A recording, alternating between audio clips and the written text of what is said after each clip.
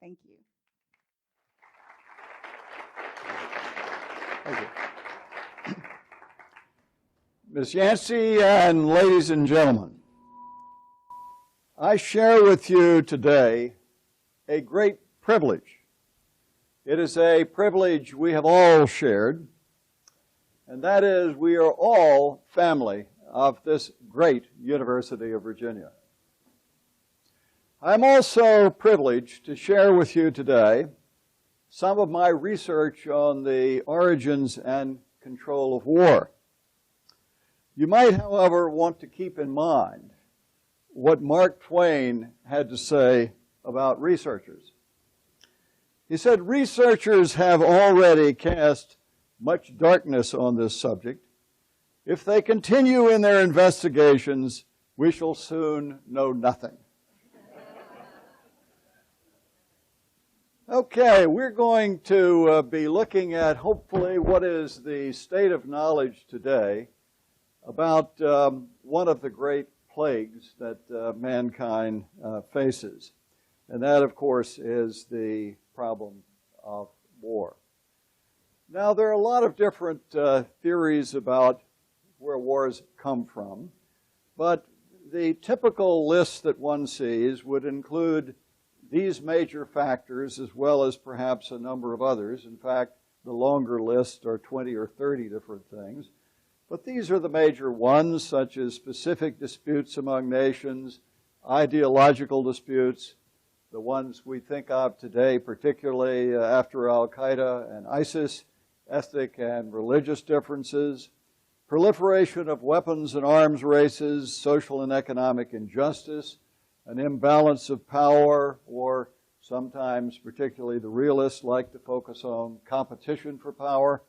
Some of you may have seen the best-selling book recently from a Harvard international law professor, The Thucydides Trap, talking about the competition between China and the United States.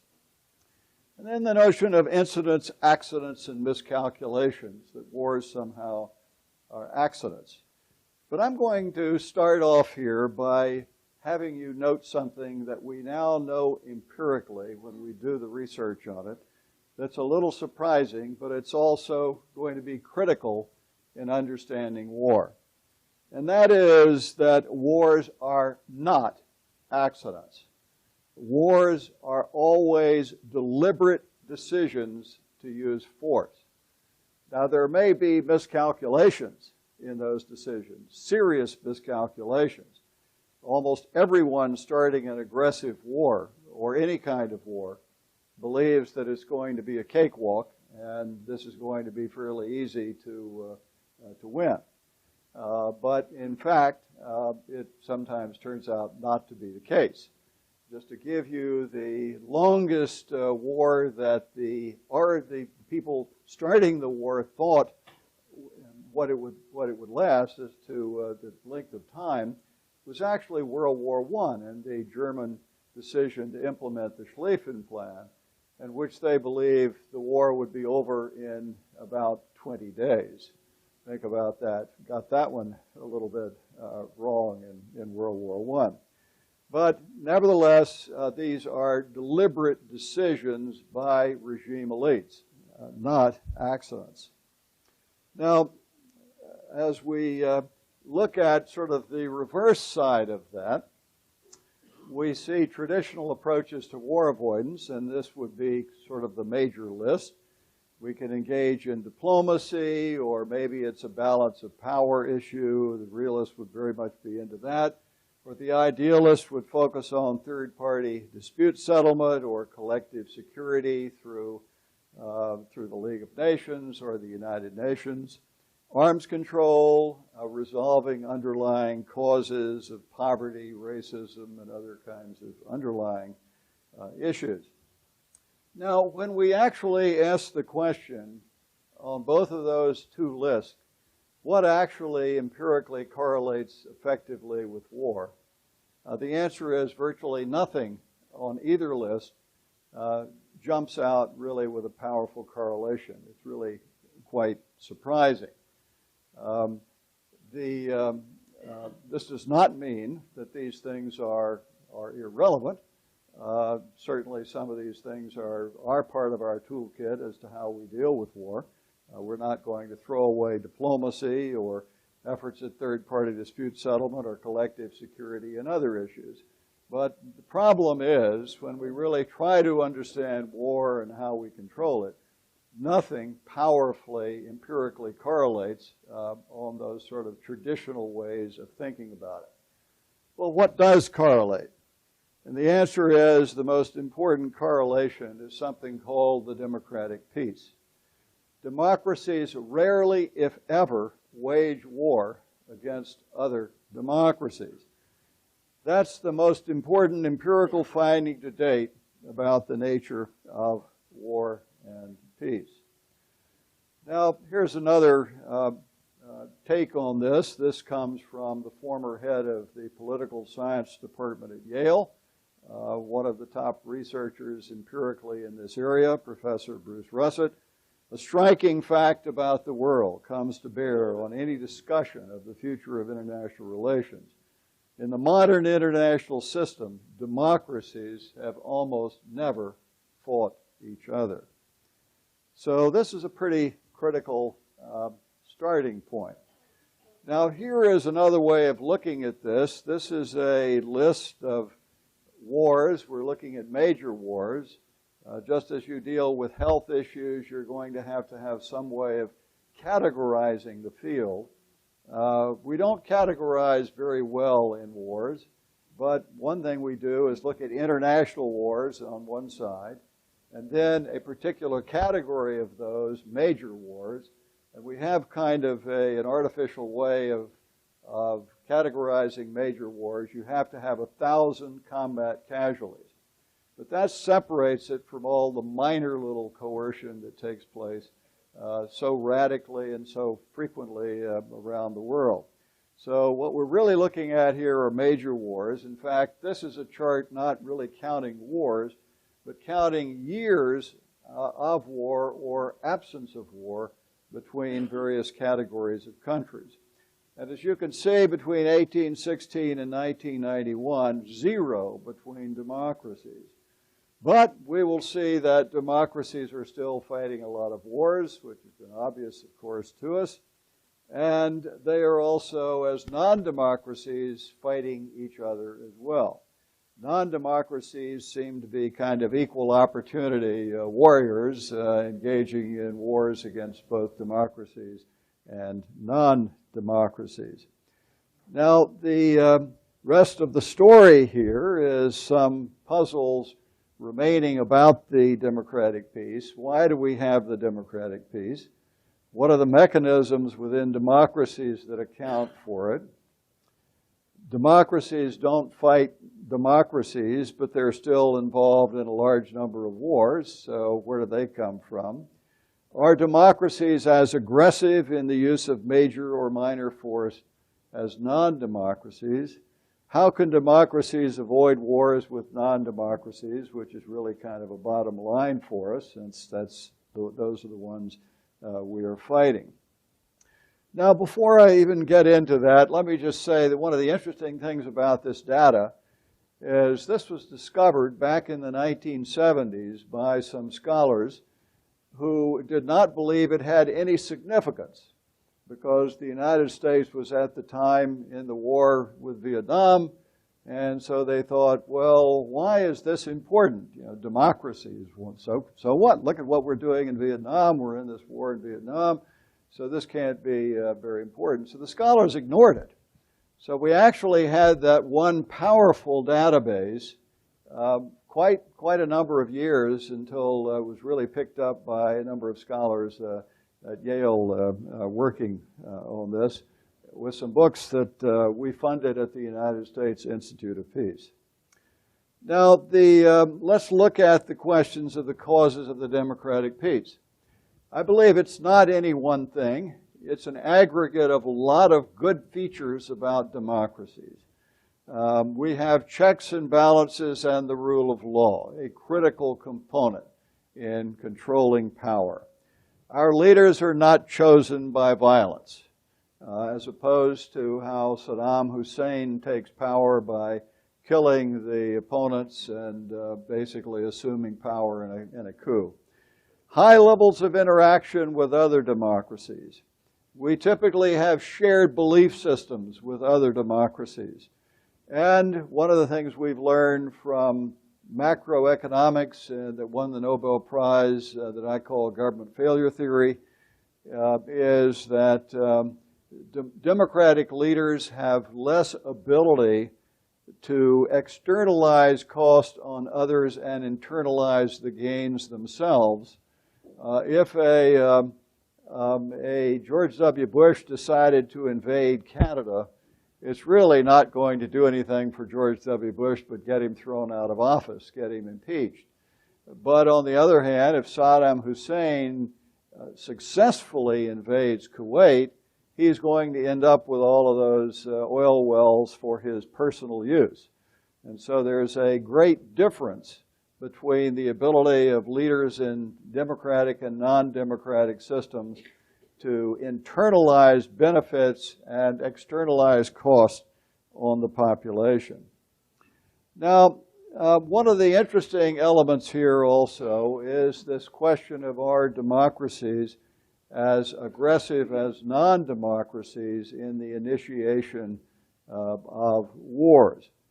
And typically, the international relations departments are still teaching that there is no difference, that democracies are still just as aggressive as non-democracies. I differ with that. I would like to suggest that they have their facts wrong. By the way, there is a wonderful story on the importance of getting your facts right. And that is the two neighbors. One had a pet rabbit that she just dearly loved. The other had a wonderful German Shepherd that she dearly loved. I think you can see what is coming. On one day, to the horror of the German Shepherd owner, in comes her dog with the neighbor's dead rabbit, all covered with dirt and dead in the dog's mouth. So she thinks quickly, what am I going to do? This is going to destroy the relationship with my wonderful neighbor. So she takes the rabbit out of the mouth, washes it off very lovingly and gently, and uses the blow dryer on it. It really looks pretty beautiful, and walks across the fence and sticks it back in the hutch. And then she sort of waits by the fence to see what's going to happen. Sure enough, a terrible cry goes up. She runs to the fence and asks her neighbor, what happened? What happened? Her neighbor says, my rabbit died. We buried him, and now he's back in the hutch.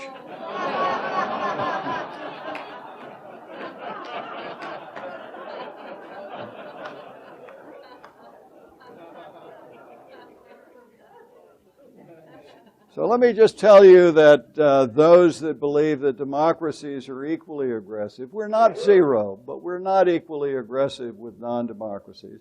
They have their facts wrong. Now let's just look at some of the facts here. When I did an analysis of all of the major wars since the UN Charter, 86% of the major wars were initiated by non-democracies. That is 25 wars, 86% non-democracies, 1 that we would have a clear democratic aggressor, and 3 that you could argue about. Now, what are those? Let's just have a look at what they are. The clear aggression were Britain and France in the 1956 Suez War, in which the United States condemned them and forced them to back down at that point. They were trying to reverse the actions of Nasser in illegally seizing the Suez Canal. But Nasser had not used force, and so it was illegal to respond with the use of force under the UN Charter. Arguable aggression, we have India in the 1971 Bangladesh War. I think many of us here will recall, as I do, that Pakistan at one point had West Pakistan and East Pakistan. And one day when they held elections, East Pakistan, today's Bangladesh, chose very different leaders than the current Pakistan today, West Pakistan. West Pakistan sought to deal with that by massive genocide, a slaughter taking place of the Bangladeshis today in East Pakistan. India stood by as long as it could. It took about millions of refugees from the slaughter taking place, and finally it intervened. Now, you can argue that this is aggression. When I presented this at the Naval War College a few years ago, the president of the university was there. She had happened to have been our United States ambassador to India at the time. And she said, "Oh, no, this is humanitarian intervention." Well, I happen to agree with her. I think this is one of the best cases of humanitarian intervention, and I would argue that is lawful under the Charter. But arguably, this is one of the settings. The second was Turkey in the 1974 Cypriot War. This is a setting in which, under a non-democratic Greece at the time, the generals sought to basically work out a series of actions that would have Cyprus basically attached to mainland Greece. And the Turks went in. There had been a treaty of guarantee with the British as the guarantors between the two parties. The British backed down and said they weren't going to do anything.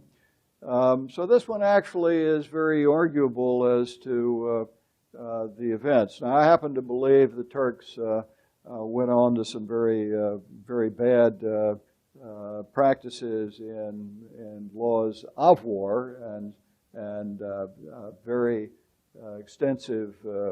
I happen to run a program every summer in Greece to train people in the law of the sea. I love the country dearly, and I basically understand how bad things were and what happened by the Turks in Cyprus at that point.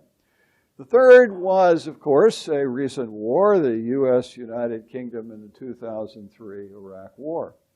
I debate this with one of my colleagues in front of my international law class every year, and you can, frankly, debate it both ways.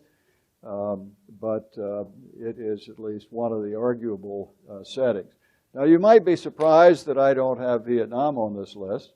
And the reason Vietnam is not on the list is because, in fact, everything we know now about the origins of the Vietnam War, which have been admitted in books by the North Vietnamese, were in fact that they were the initiator of the aggression in seeking to put the country together. So Vietnam, actually, no one will even debate the issue anymore on it because it's so clear in terms of what Hanoi has said over and over since the war. Now, one of the interesting things here, if you look at sort of the pathway to how we get into these wars, this is a little bit of, I won't go through all of this, it would take a little too long as to how we got into it. But most of the time, you can see democracies are getting into the wars because there's really some kind of guerrilla or terrorist attack or a direct invasion of the democracy or an ally. Now, one of the interesting things about all of this, another way to look at it, instead of that 86% figure, that I think gives you a more meaningful figure and shows you the difference between the level of risk democratic leaders are prepared to take in starting wars versus a level of risk non-democratic leaders are prepared to take, is simply to add up the total casualties in the wars started by non-democratic leaders versus the wars started by democratic leaders. And even if I add the arguably initiated wars in this, you get a 94% of the total casualties in all the wars since the UN Charter, the major wars, have in fact been from non-democratic initiated wars. And it's only about a little less than 6% that have been in fact from arguably even democratic initiated wars. But even that distorts it a little bit and says something interesting about the Iraq War, because if you look at all the wars here other than the 2003 Iraq War, what you find is it's less than 1% Democratic initiated. That about 5.7% of that figure is the U.S.-UK initiated Iraq War. I believe there was something quite different about the Iraq War.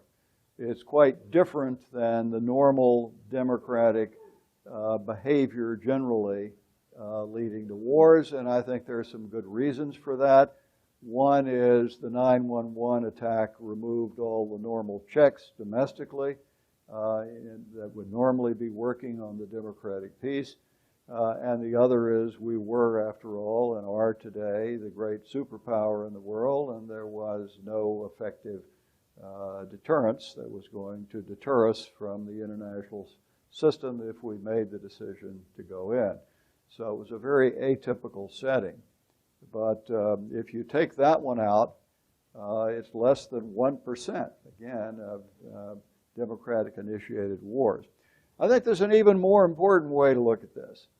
If you ask the question of who is trying to use use of force for value extension, that is to gain something, to steal something in essence, or to trying to annex another country, or to get riches, or whatever it is, it's 100% non-democratic when you look at that.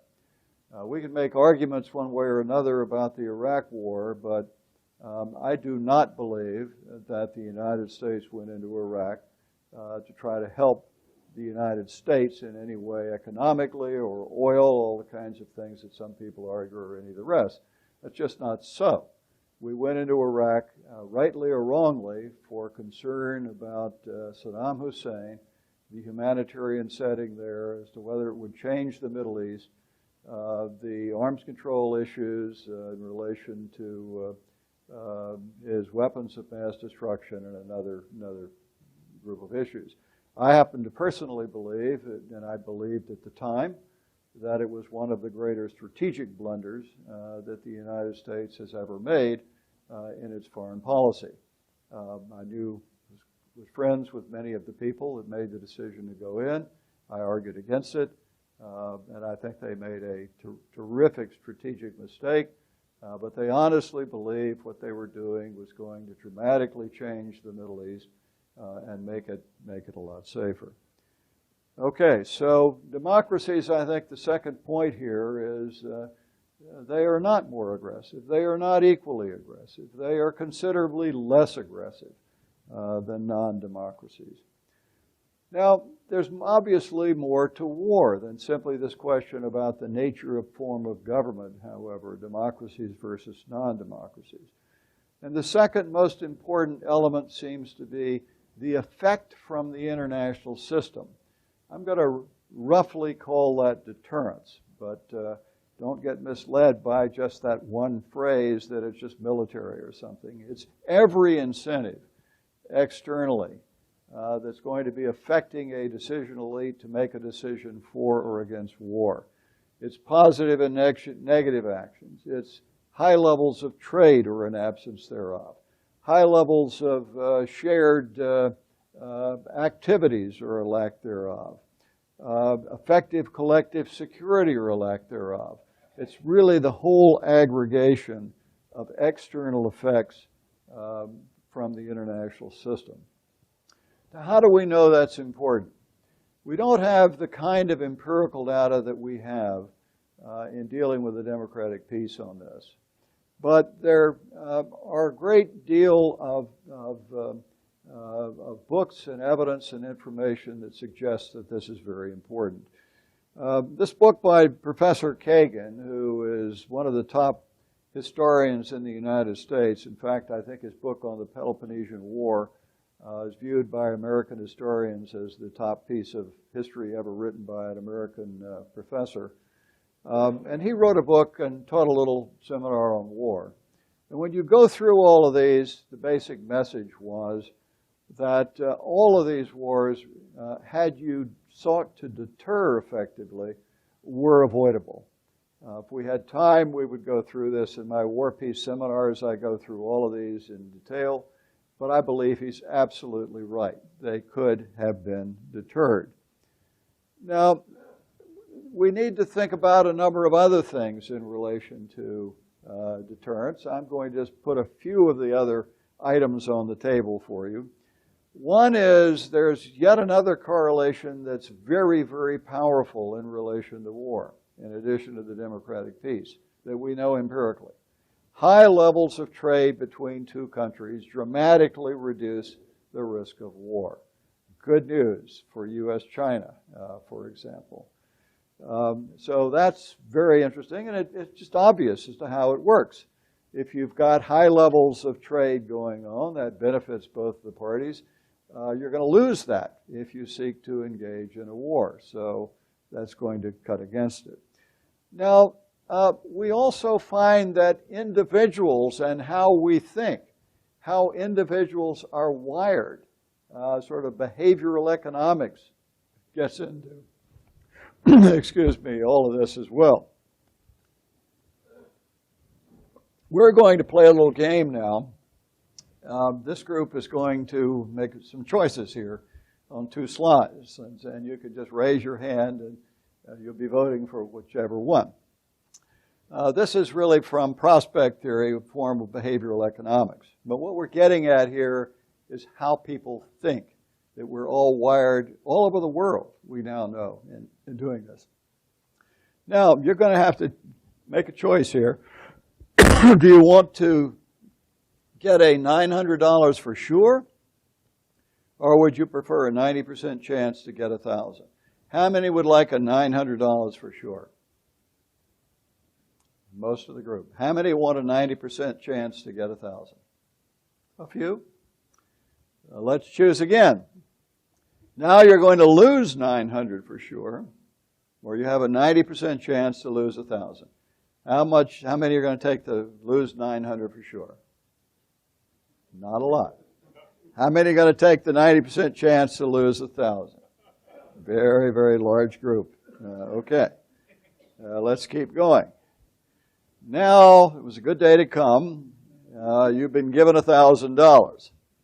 We'll have to talk to the Alumni Association about that. You're now asked to choose one of these options, 50% chance to win $1,000, or get $500 for sure. Now, how many want the 50% chance to win $1,000? A few. How many want the $500 for sure? A lot. Now, another choice. In addition to whatever you own, you've been given $2,000.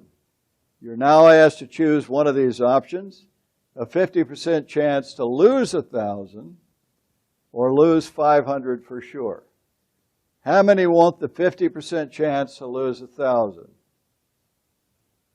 Pretty good. Or lose $500 for sure.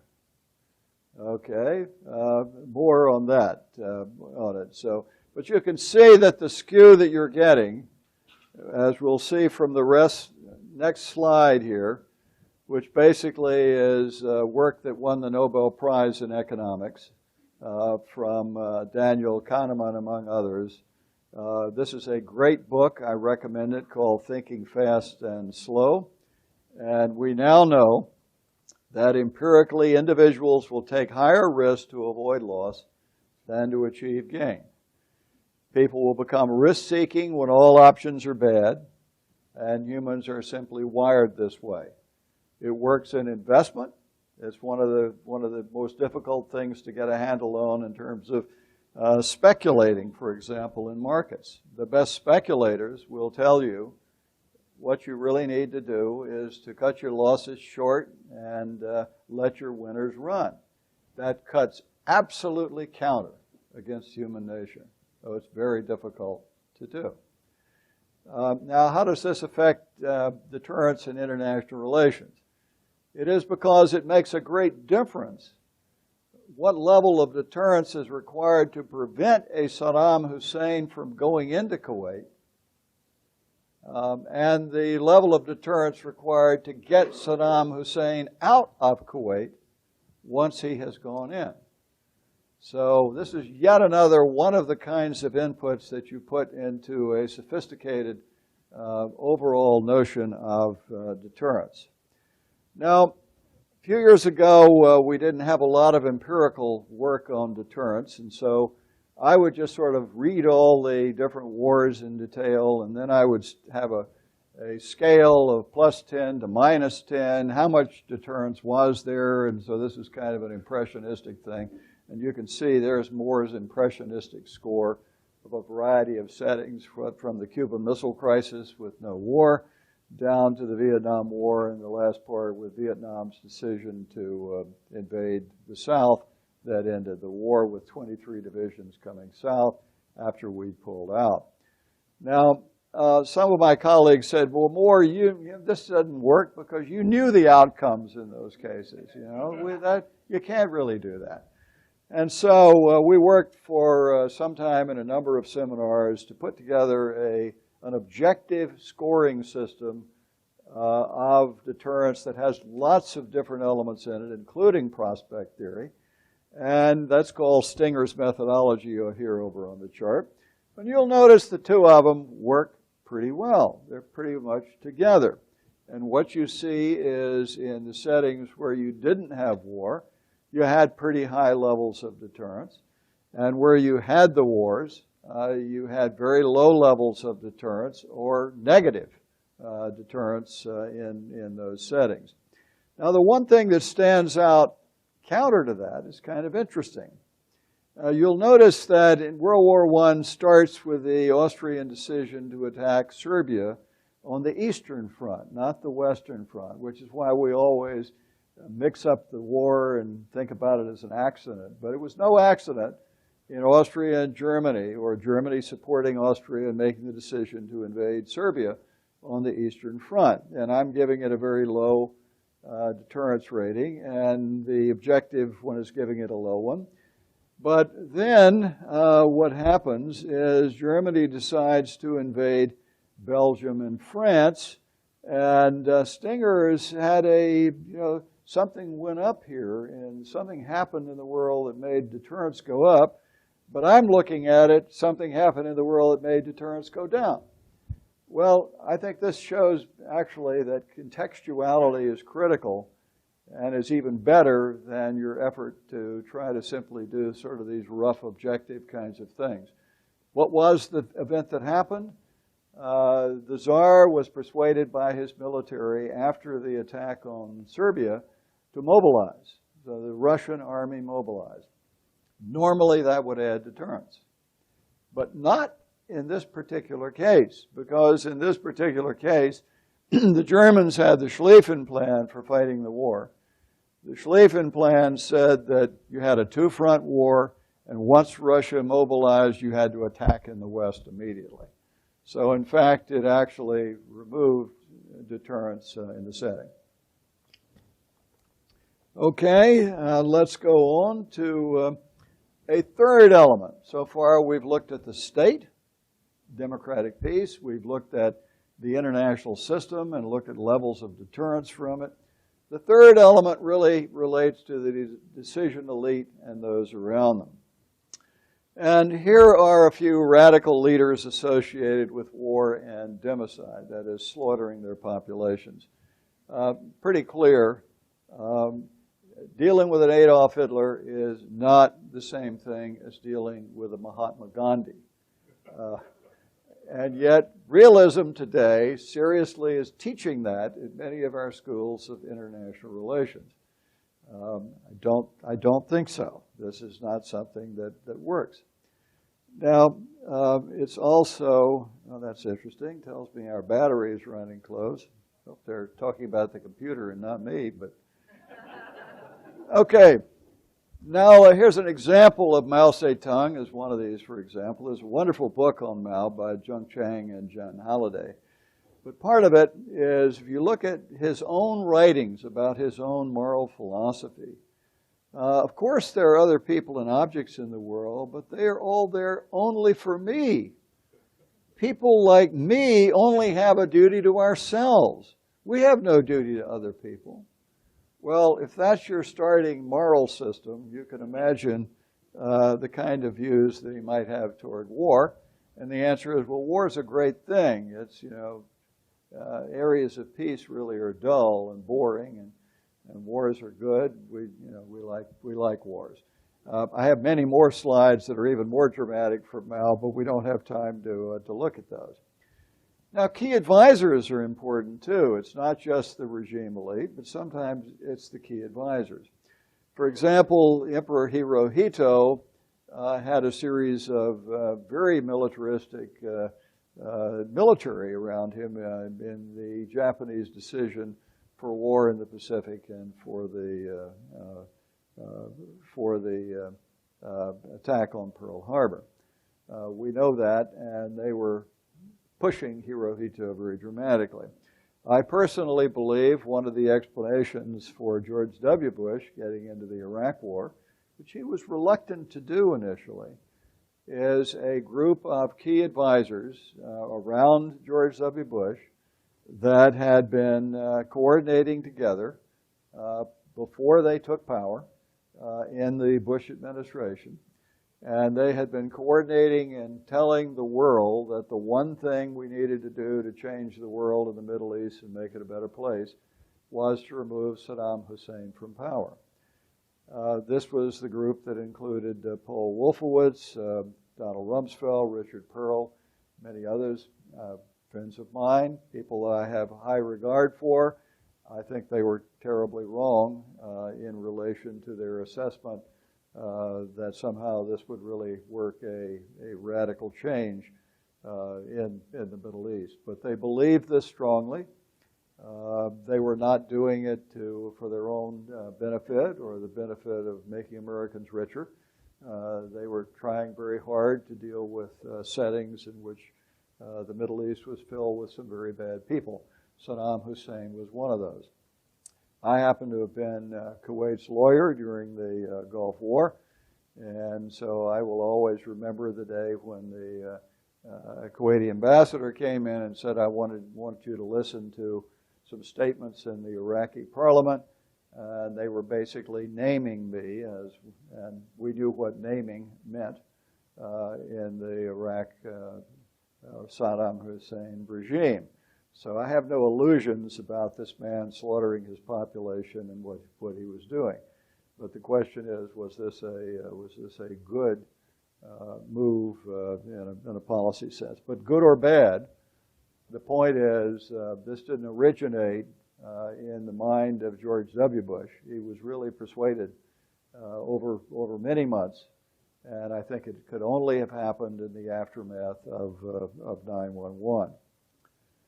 Now, what is the summary of some of that evidence then? Democracies rarely, if ever, go to war against democracies. Democracies have engaged in wars against non-democracies, though major wars principally initiated by non-democracies. An absence of deterrence is a major factor in the occurrence of war. Effective deterrence can prevent war. Individual leaders and their advisors are important, indeed can be critically important. Major wars occur primarily as a synergy between a number of different factors that we're looking at and how they interact. One is the form of government. The second is the level of deterrence and incentives from the international system. And the third is the nature of the individual leaders that are making the decision and their advisors. Now, how do we test that hypothesis? Well, we run it through all the major wars. We look at non-war settings, though you can't prove a negative here, but it's useful.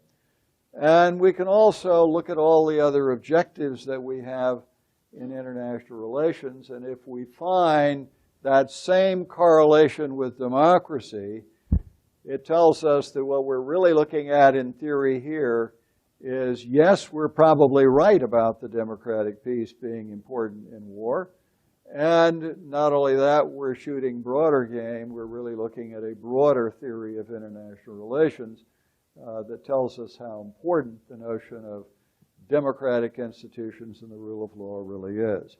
And so let's run that quickly.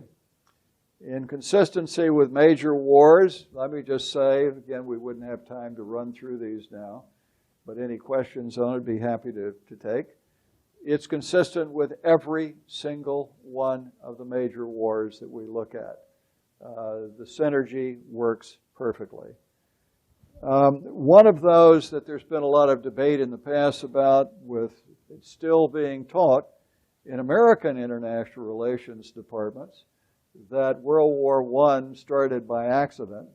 By the way, not being taught that way in Germany or in Europe today, because there was a great debate about this in Germany, and the younger scholars won it when they showed conclusively that there was a deliberate plan as part of the Schlieffen Plan, et cetera, in World War I, and that this was not an accident on it. But at any event, this was a setting particularly where we see Count Leopold von Berchtold of Austria, the Austrian foreign minister, being really one of the worst of the villains. He's the one that really pressed Austria to attack Serbia and annex Serbia.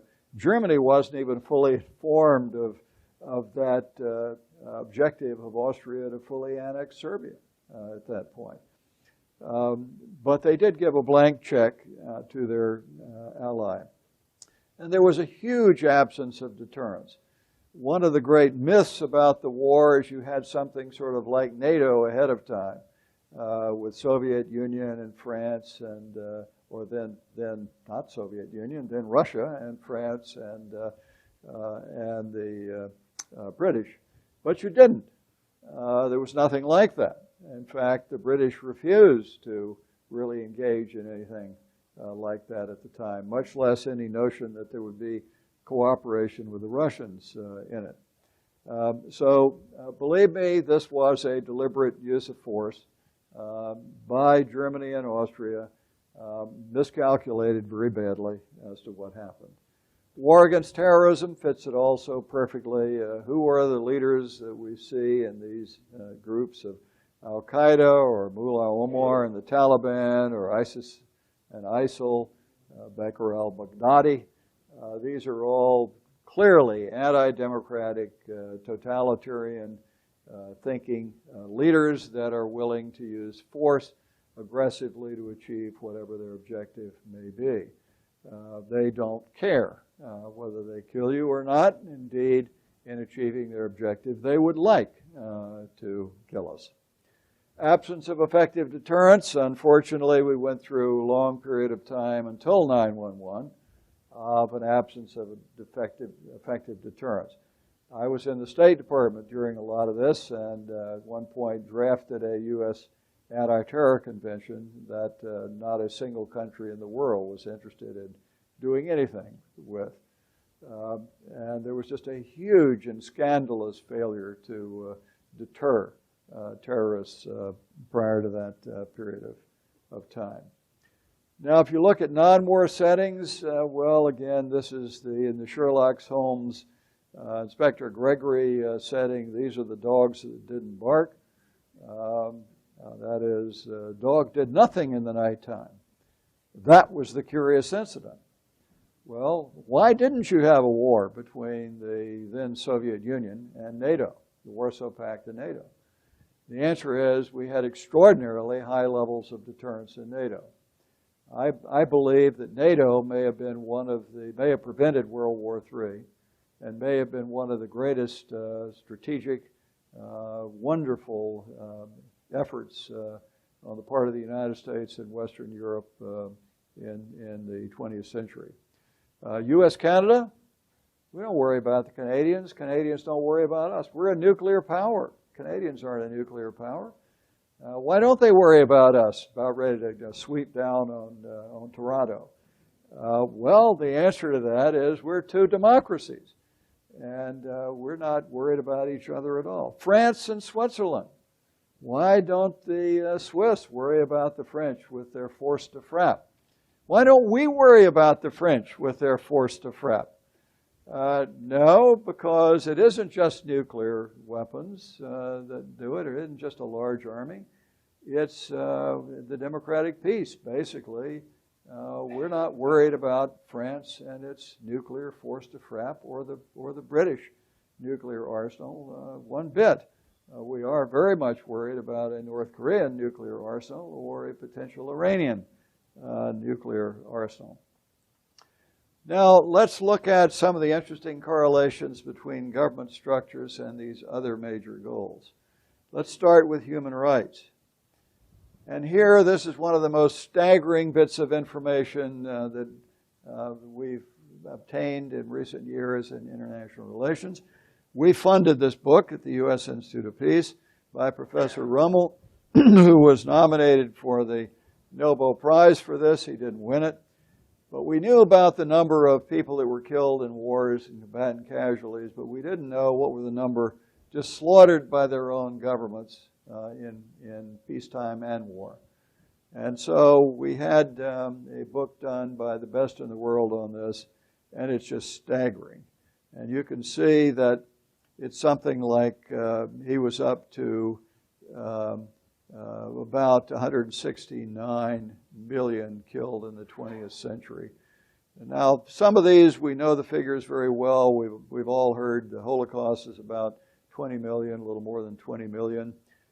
China, the PRC, surprises a lot of people under Mao, about 35 million. People are surprised also that under the Kuomintang, before Mao took power, about 10 million were killed in China to keep power. And we can just go down the list. The wonderful little Ho Chi Minh, by the way, in Vietnam, slaughtered about 1.7 million in a variety of his campaigns, et cetera, to stay in power, et cetera. The mega murderers tend to be totalitarian regimes. The kilo killers or the kilo murderers in the scale are killing in the thousands instead of the millions. They tend to be authoritarian, very badly authoritarian regimes. Here is a chart that puts it in perspective. It's kind of interesting.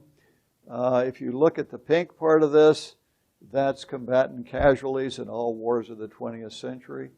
The green part is totalitarian democide.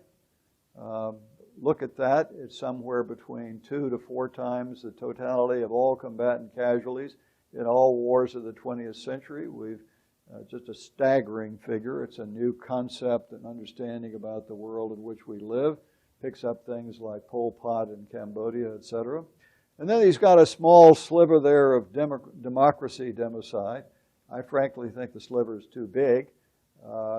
Things like what we did to the American Indians that were bad, and some other bad things that happened.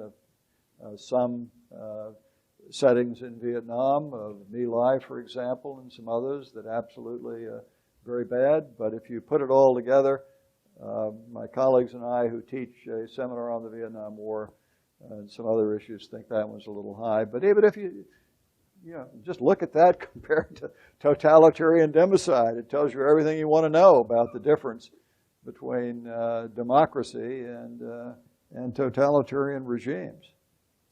And I throw this in because the kinds of numbers we look at, your eyes kind of glaze over with 20 million or 169 million, but these are our people, these are our children, these are friends. These are children in the Warsaw Ghetto that were slaughtered in the Holocaust on it. Now, let's look at economic development. Surely, economics doesn't relate to form of government. That just relates surely to how much oil you happen to have in the ground or how close you are to markets. But no, it turns out there are multiple studies that have been done that show that if you, countries with higher economic freedom, and it also correlates with higher democratic freedom, Freedom House has done that work, powerfully grow better and have better, more effective growth. Here is the chart. If you divide the country into 5 aggregate groups, the top 20%, economic freedom, bottom 20% economic freedom, etc. throughout it. Look how neat and even that chart is. Goes from high growth rates in the yellow down to orange or red, not too good but still pretty good, orange, not too good, and the bottom 20% in levels of economic freedom are going backwards in growth rates, etc. And there are many, many other studies that have been done. The Fraser Institute in Canada has done it. Freedom House has done it, looking at levels of democratic freedom, etc. This is perhaps the most dramatic, simple way to look at it. That's a nighttime actual photo, nighttime satellite photo of the Korean Peninsula, showing the difference between North Korea and South Korea. That line is at the demilitarized zone. So you can see there's surely, if Kim Jong-un can finally get a grip on the world and decide he'd like to do something useful, the potential for North Korea, if he were to do that and abandon nuclear weapons, would be much greater. How about the environment? Well, surely the environment doesn't have anything to do with that. Isn't the environment simply a matter of externalization, of business cost, etc.? And yeah, that's one of it, but it turns out that externalization of bad government is an even higher cost of environmental problems than even market failure classics. And here's some work. This one was sort of copying what we were doing at the U.S. Institute of Peace. It was done at the Norwegian Peace Institute, one of the first that basically concluded, yes, there is the environmental correlation. How about famine? Well, surely there's no famine correlation. That's just how much rain, etc. No. Turns out famine is highly correlated with form of government. It's associated with colonialism, with a form of distant government. It's associated with totalitarianism. You can even have terrible famines in years where you have a huge abundance of food. And the one that discovered this was an economist who won the Nobel Prize for this, Amartya Sen, an economist at Harvard, on that work. Notice how all of this is so neatly correlating with democracy. How about terrorism? Once again, if you look at the principal purveyors of terrorism in the world, they have been totalitarian or authoritarian regimes rather than democratic regimes. How about corruption? Well, you can get corruption in every government in the world, but if you look at that chart, you will see a neat skew in the chart going from the most corrupt there at the bottom up to, as you get freer, you go to the right or more to the right side of the least corrupt. So you can get, this is a mixture, you have corruption everywhere, but you will get a very powerful skew toward greater democratic and levels of freedom and less corruption in it. How about refugees? Where are refugees going? The answer is refugees are trying desperately to get out of totalitarian and to some extent authoritarian countries.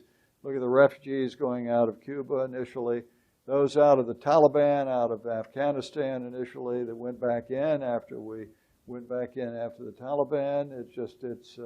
It's extraordinary. These are figures from Transparency International that looked at international refugee flows, and it's just very powerful. And this one of even the 23% is misleading because those are settings, particularly from right after the collapse of the Soviet Union, in which there are some civil wars going on in some of the countries around the Soviet Union as they head toward freedom, and people are fleeing, refugees in those settings. Now, let's try to put all this in 5 or 10 minutes in some kind of, can we get a broader theoretical framework to make sense out of all of this?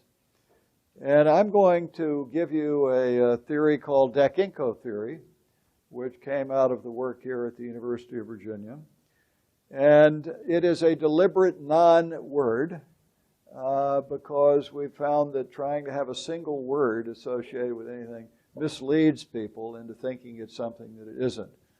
This really is dealing with a combination of focus on decision, focus on incentives affecting the decision, and the complexity that is looking at the aggregate of everything and how it's trying to all interact together. Now let's just look at that. If you're really trying to deal with war, which is in a complex social process internationally, it's highly complex, it's multivariable, it's synergistic. It's not something simple. It's not some easy little thing that you can talk about balance of power, as though that's everything. It may be a factor, but that's not it. It's everything.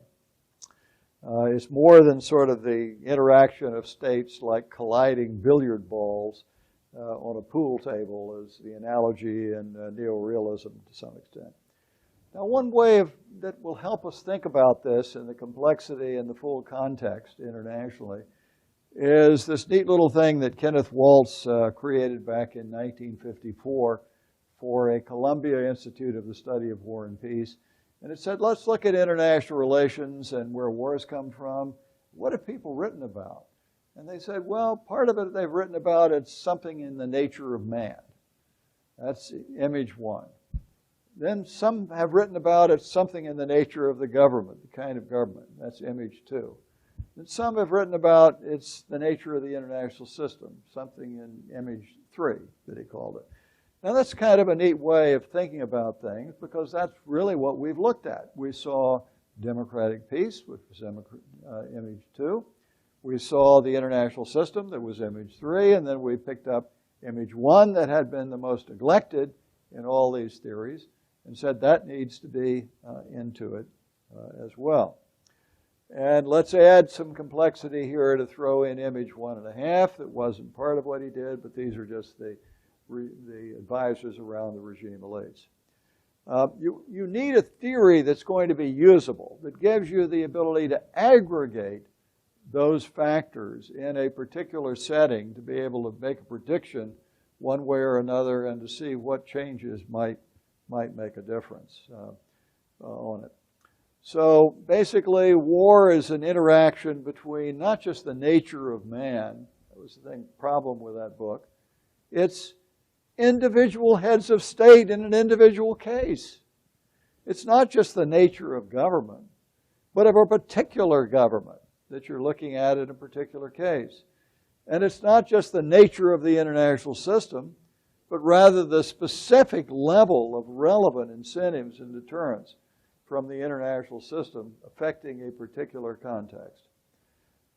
So what are we looking at here? Dekinko theory, decision, incentive, complexity. Again, deliberately a non-word. All right, what's the starting point? The starting point is wars are not accidents.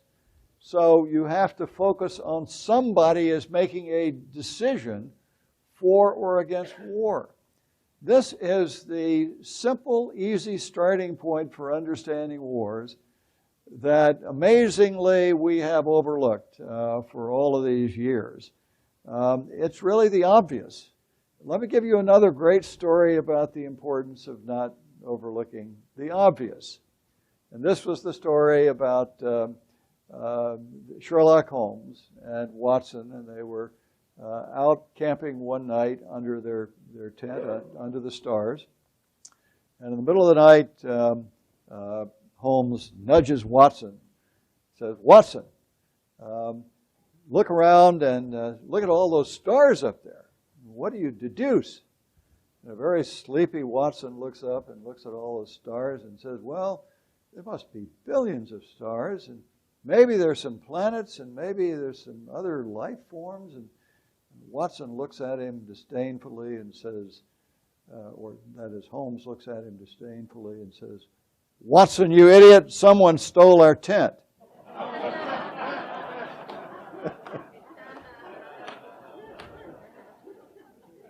Well, I kind of feel that way about this because the starting wars are not accidents. They're decisions by decision elites. And so we want to focus on that decision as the starting point And then we want to consider all the incentives affecting that decision. This is where incentive comes in. I used to call it incentive theory.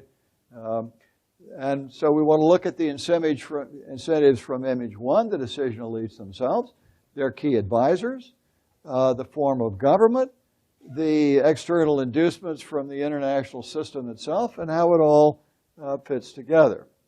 So what is complexity component of it? It's all of those images you want to plug in, and it's interactions between the relevant international actors and decision elites as well. It's not just a static kind of system.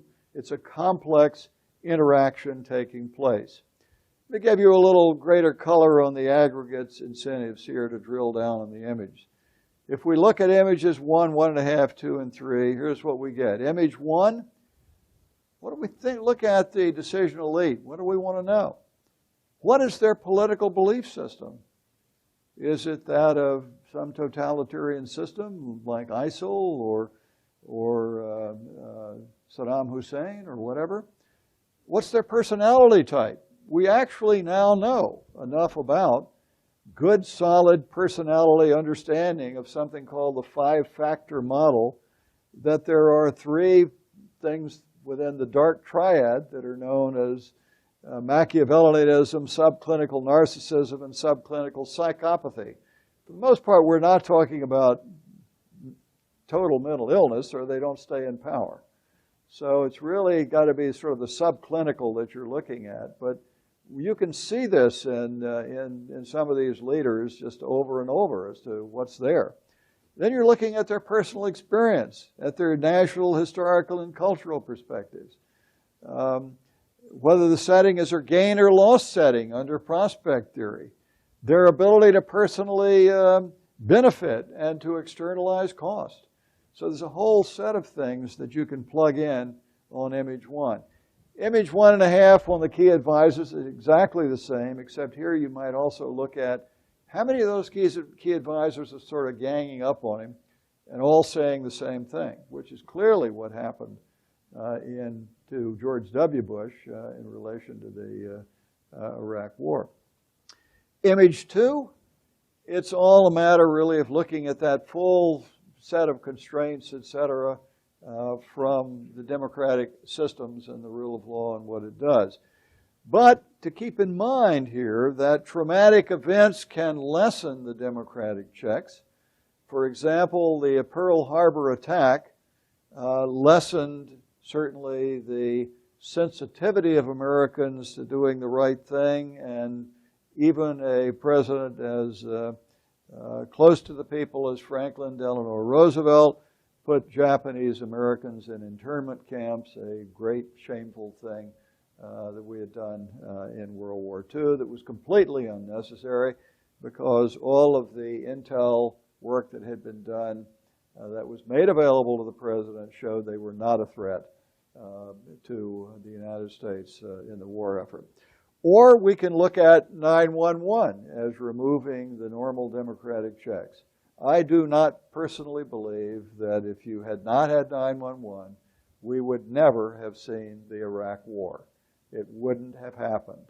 Yes, those around George W. Bush might have tried to persuade him, but the checks would have been very dramatic and very, very substantial. They were removed by the trauma to the country of what happened at 9/11. Image 3 is simply looking at the totality of all external incentives, including positive as well as negative external incentives. Positive would include high levels of bilateral trade, high levels of joint participation in international organizations, etc. Negative would include deterrence through political, economic, or military sanctions. Opportunity factors are things that are even fixed, like territorial contiguity.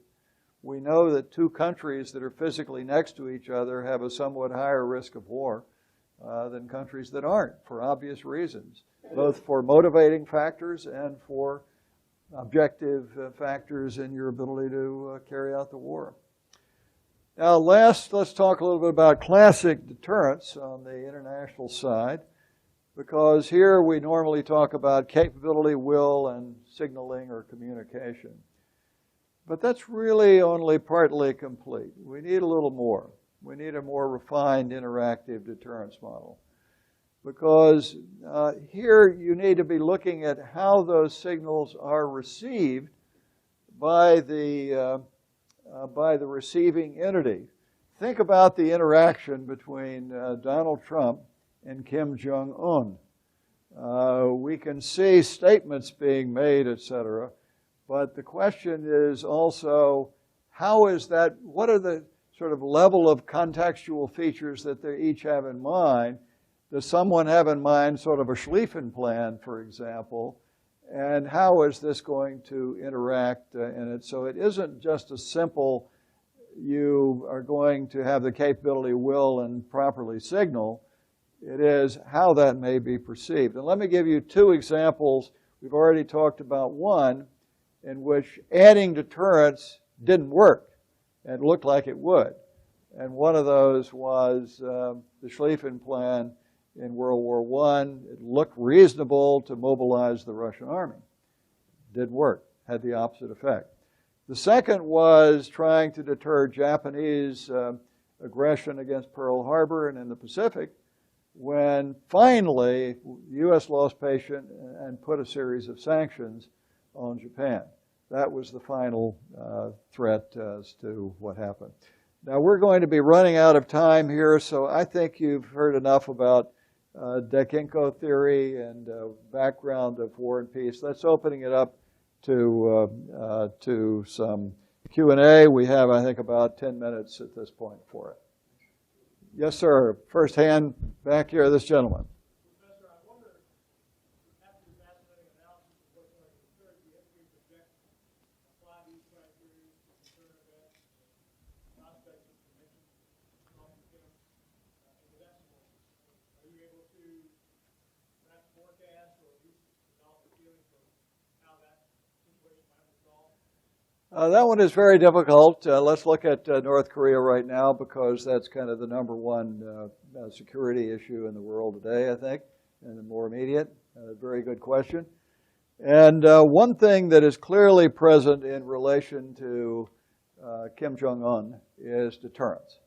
The United States nuclear framework can absolutely obliterate him. He has to know it.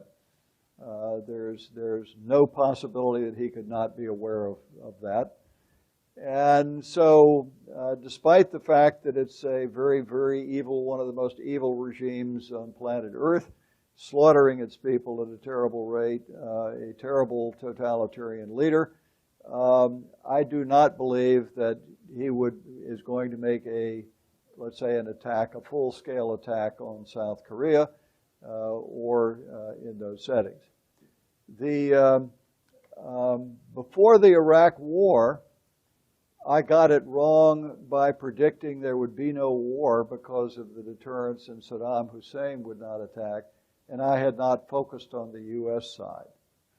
And so I would say probably it is, we are not going to see a war in the Korean setting, because even there the levels of deterrence are extremely high, because we believe the latest information I've seen is that Kim Jong-un probably has 50 nuclear weapons, 50 warheads, including the equivalent of a hydrogen bomb warhead size.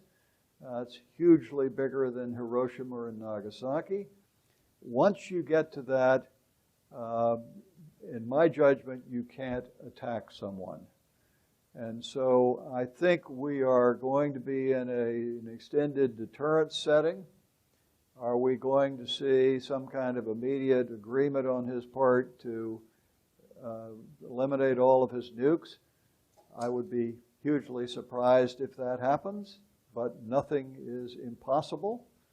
And he might have decided that this is his chance to make a great deal and to make North Korea rich and eliminate all of his weapons. But I'd be very skeptical about that based on his past performance. But I think it's unlikely, given the levels of deterrence on both sides, that we will see any kind of military activity, but it is not impossible. But I would predict it will not happen from the north, despite the fact that we've got a really, really evil regime in the north, because the level of deterrence is just absolutely overwhelming in terms of what would happen. Yes, sir. In terms of the advisors that you talked about, who affected President George W. Bush, John Bolton, of course, is now back as National Security Advisor. I understand Paula Dobriansky may be coming back. What do you see as the effects of the current advisory group on the administration?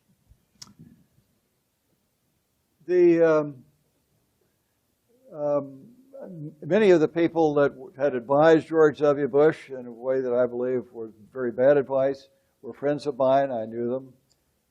At least one of them was on my board at the U.S. Institute of Peace.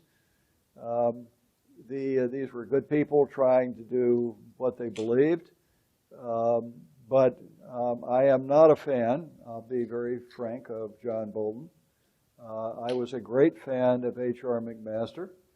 McMaster is one of the best we had. He was the one that ran the Army effort really in looking at strategic thinking and how you do it, and one of the best we had in the country, a magnificent man. I was very sorry to see him go. We'll just have to wait and see. Sometimes things work out, and when one is not optimistic about personnel. I will hope that John Bolton will give good advice and that things will work out. Just to throw in another one in relation to that first question also that I think people would be interested in, it is Iran. And Iran is an extraordinarily difficult setting because you really do have a totalitarian or authoritarian regime that's suppressing its population thoroughly. The Ayatollahs, I think, clearly do want nuclear weapons. And in my judgment, we did reach a very unfortunate agreement under the Obama administration that left them with the ability through time to have the agreement go away and presumably at that time have nuclear weapons, and with some ability to be engaging in enrichment throughout, and not dealing with their support for terrorism all over the Middle East or their statements against Israel, etc., which they are making just very clearly aggressive statements against Israel on it over the years. We had put together a group of 5 countries plus some others in working on the sanctions internationally against Iran. So we had enormously effective sanctions. And I believe that Obama made a deal that was too easy on Iran. Now, what do you do, however, when you have that deal in place? And I would not have done, I think, what President Trump did, which is to withdraw from the deal, simply because to withdraw from the deal, we're doing it unilaterally, and all the other Europeans and other allies are basically in it. Now, I would have done other things. I would have wished to see a congressional resolution passed that made it clear that an Iranian nuclear program and development of a nuclear bomb would not be acceptable to the United States of America, and that would be looking very carefully at full implementation of the agreement, but make it very clear that even after the agreement expires, we will not find it acceptable for Iran to obtain a nuclear weapon. We should have done that in the early days with Korea. And then once they got the 50 nuclear weapons, today I think you passed that point. But it's also possible that what the president has done may work out in surprising ways. if we are serious about trying to put them under pressure, we will be using these new levels of American economic sanctions, which are not anything like the sanctions that we saw, economic sanctions of 20 years ago. We have the most effective economic sanctions in the world. Your banks you simply cannot operate. If we seek to shut you down, you are shut down. And I think one of the reasons you're seeing Kim Jong-un come to the table is we are applying these new, really effective economic sanctions. But if we do that toward Iran today, we would have to do it in relation to our allies. And if we begin doing that, and the seriousness of those sanctions and putting their banks out of business, et cetera, is that going to work? So, we're going to have some real problems there. The other side of it that's interesting is there is some evidence that some of this is beginning to generate greater unrest in Iran itself, which would be certainly welcome in terms of the potential for an overthrow of the government internally and a new regime. Obama's approach basically was sort of counting on that. We would hope that through time you'll get a better regime, Iran will change, and therefore we won't have to worry about it.